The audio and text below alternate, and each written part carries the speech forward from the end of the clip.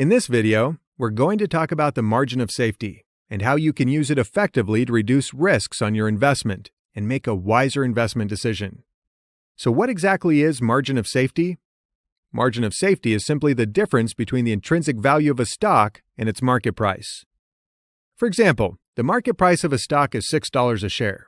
You find that its intrinsic value is about $10 a share.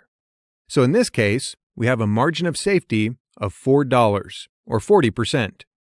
In fact, the higher the margin of safety, the lower the risk on your investments. The margin of safety is achieved when a stock is bought at a price which is sufficiently below underlying value to allow for human error, bad luck, or extreme volatility in a complex, unpredictable, and rapidly changing world. Or in other words, using a margin of safety will allow you to correct your mistakes in your investment analysis and valuation. Well, when it comes to stock valuation, we make mistakes all the time. Every valuation method is implemented based on assumptions. For example, when using the discounted cash flow model, you'll have to assume that a company's cash flow will grow at a consistent rate over the next 5 to 10 years. What will happen if its cash flow grows by 10% this year, 5% next year, and negative 8% in another year? You see, our valuation method is somewhat biased, and that's why the margin of safety concept is applied to value investing. So how much margin is acceptable? Well, it depends on how much bad luck you're willing to face, your risk tolerance, and how much money you can afford to lose.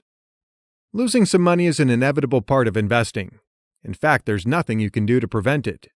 But to be a sensible and intelligent investor, you must take responsibility for ensuring that you never lose most or all of your money.